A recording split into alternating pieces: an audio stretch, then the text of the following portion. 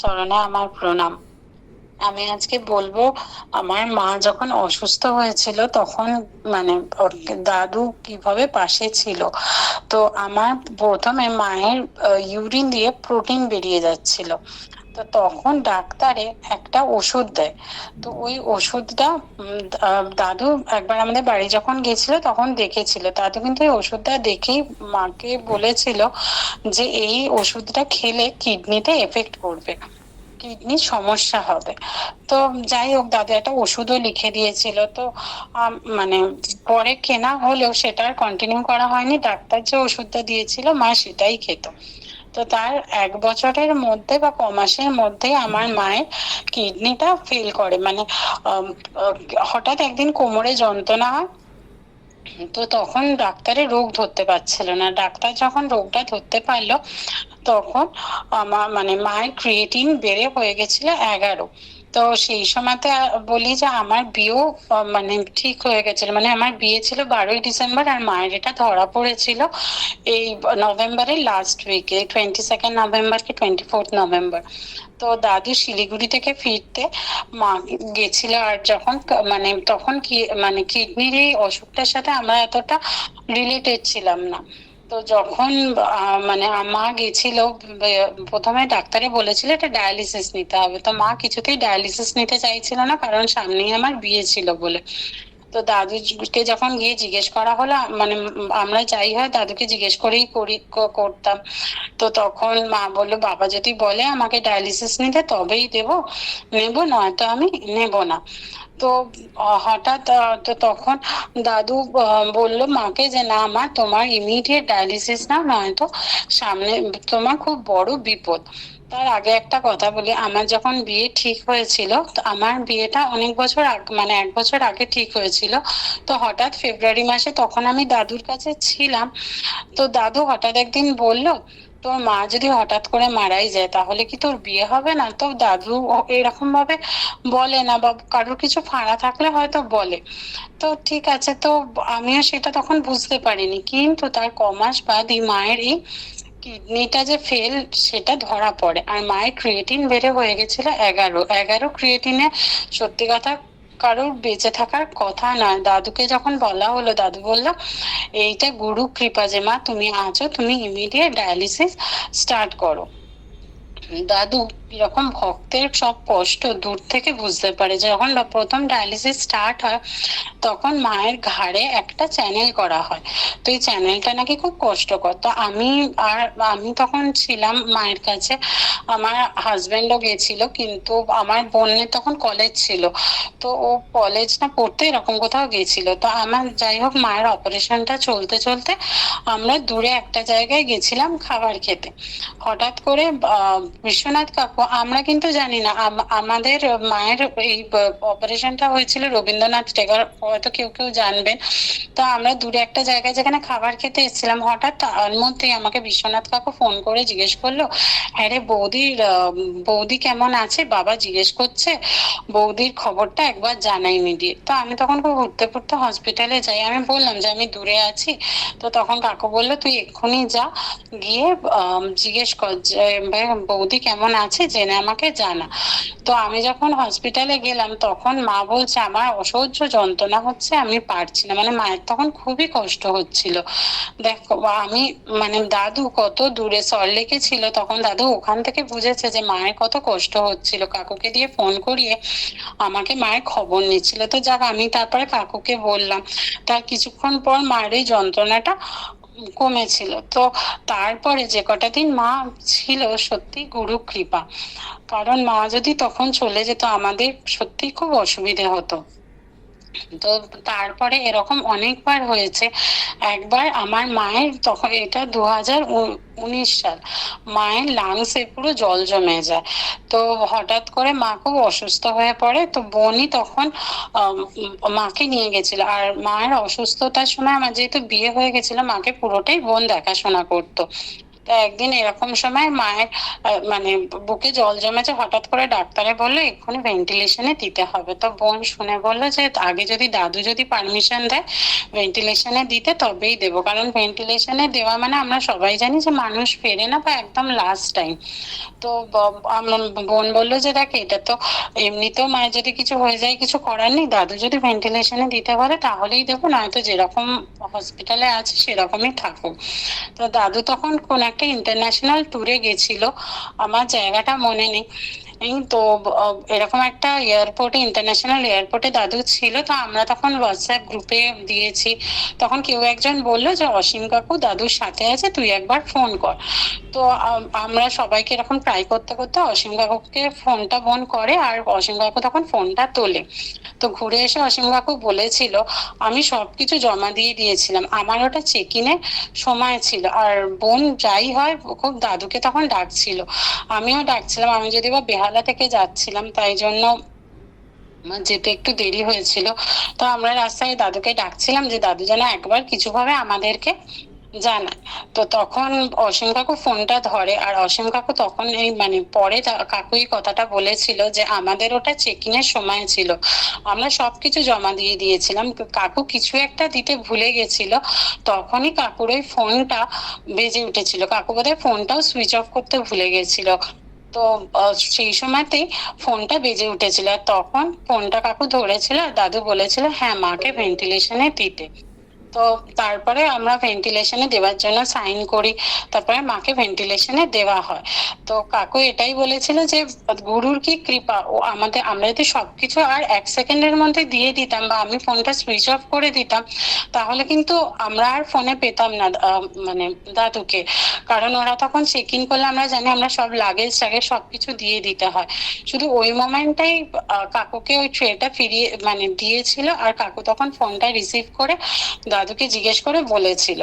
তো দাদু 36 hours journey করে এসেছিল, মায়ের সেইবার কন্ডিশন খুব ক্রিটিক্যাল ছিল, মানে খুবই ক্রিটিক্যাল ছিল, কারণ লাংসে জল জমে গেছে, বডিতেও জল জমে যাচ্ছে।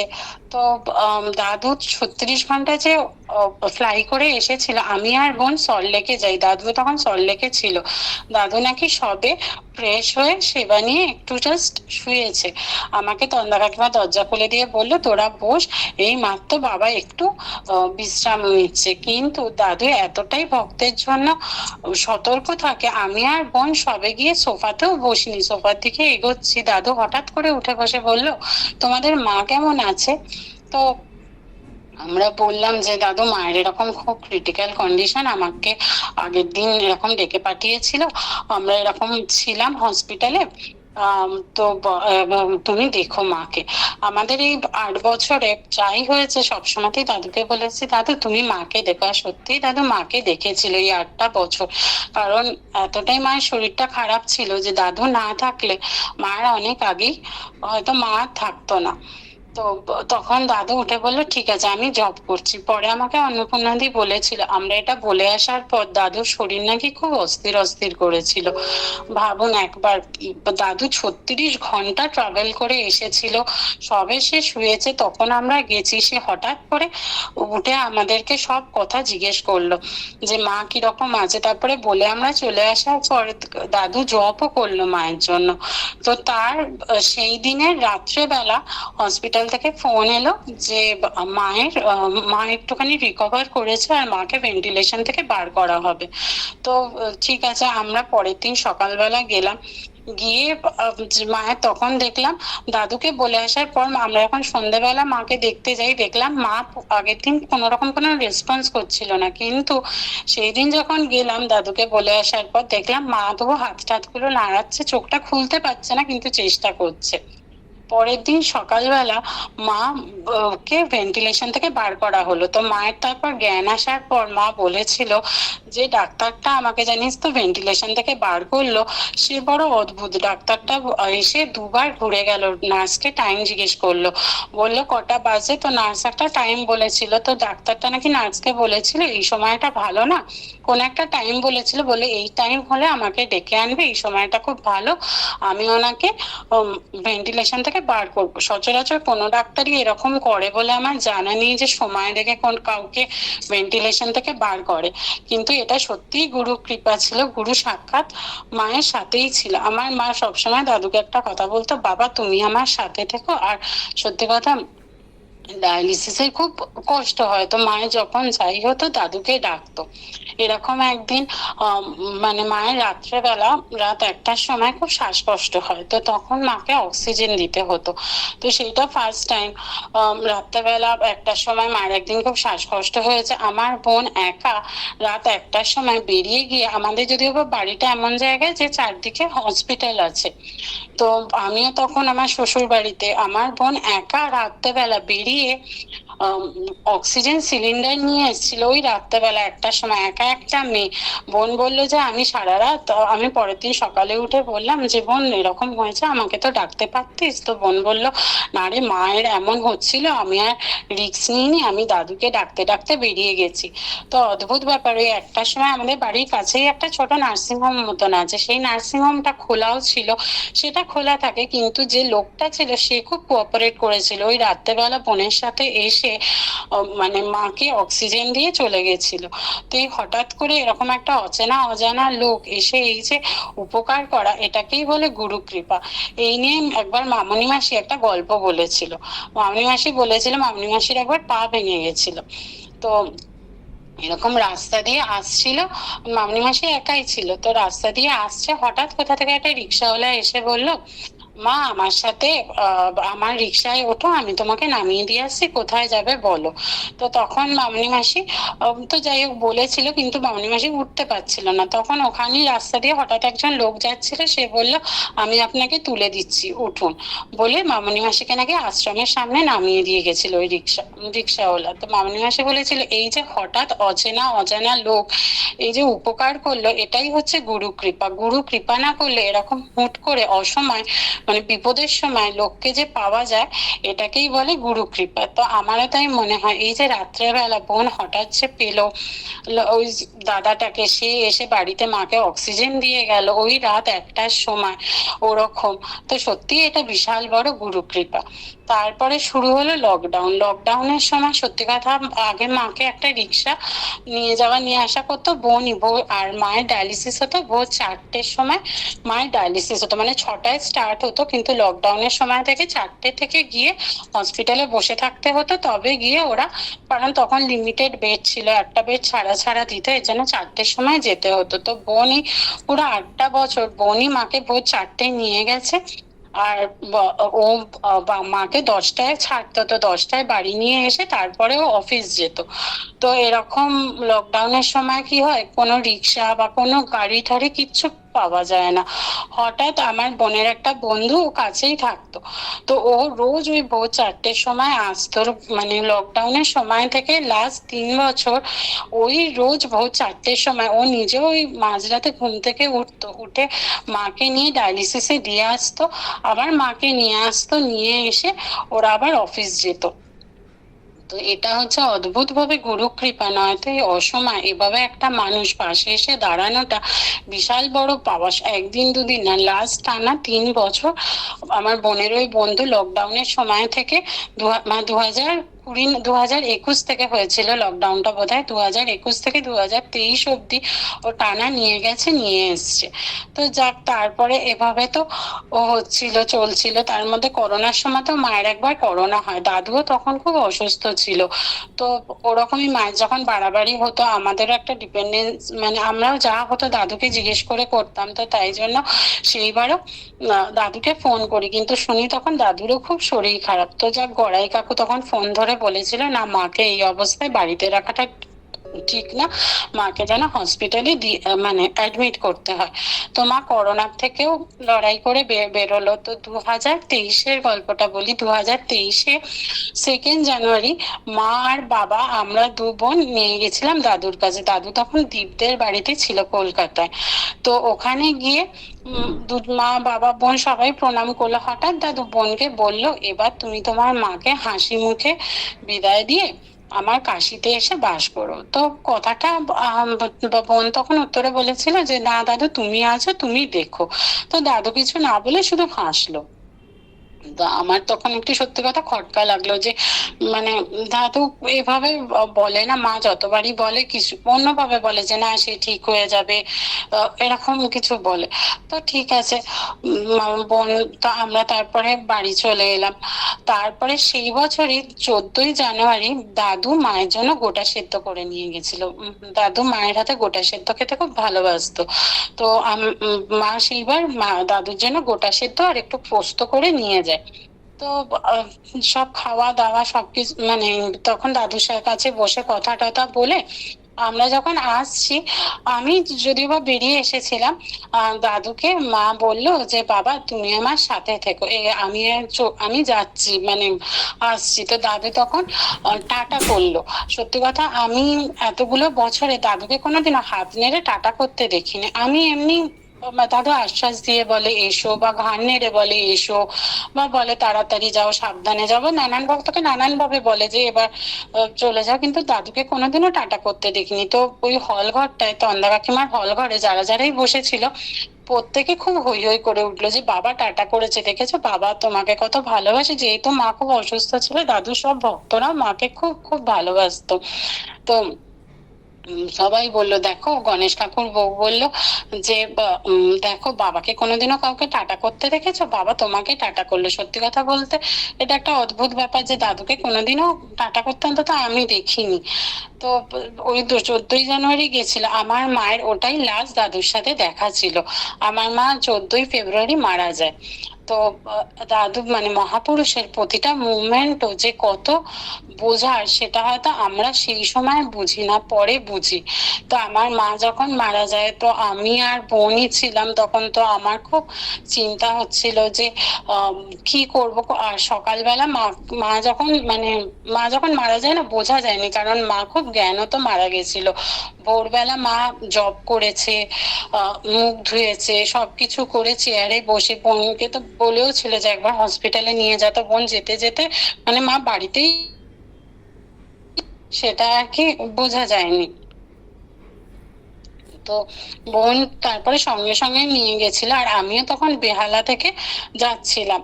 তো আমি যখন মামনি মাসিকে ফোন করি, কোনোবার মামনি মাসিও এরকম বলেন, মামনি মাসি বলে যা হবে সেটা মেনে নে, অত চিন্তা করিস না।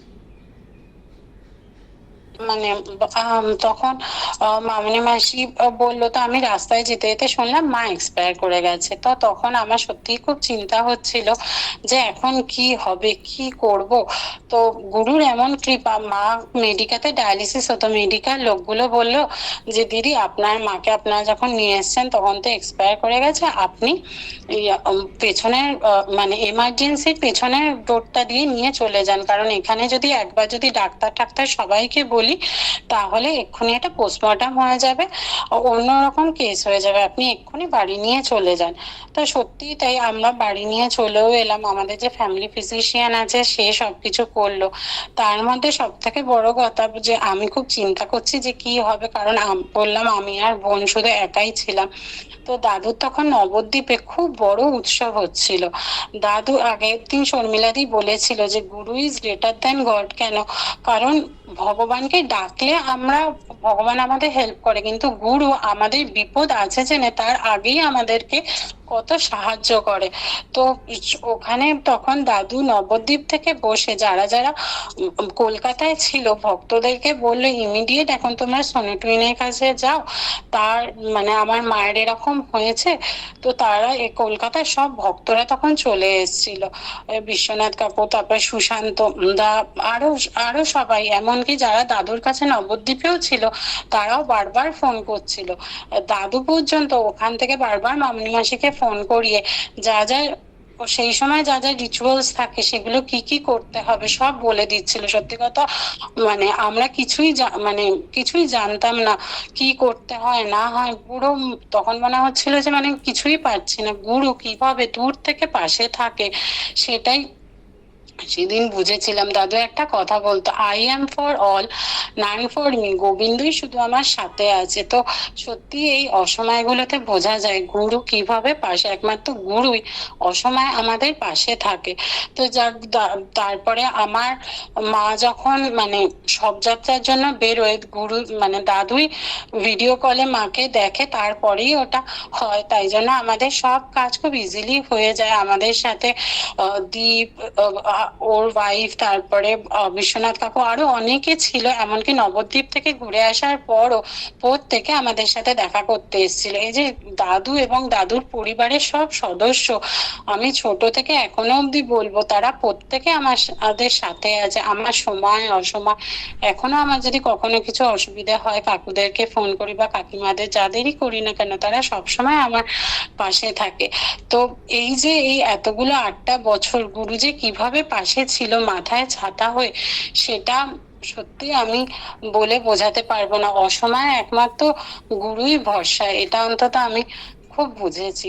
প্রণাম সবাইকে, আমার প্রণাম।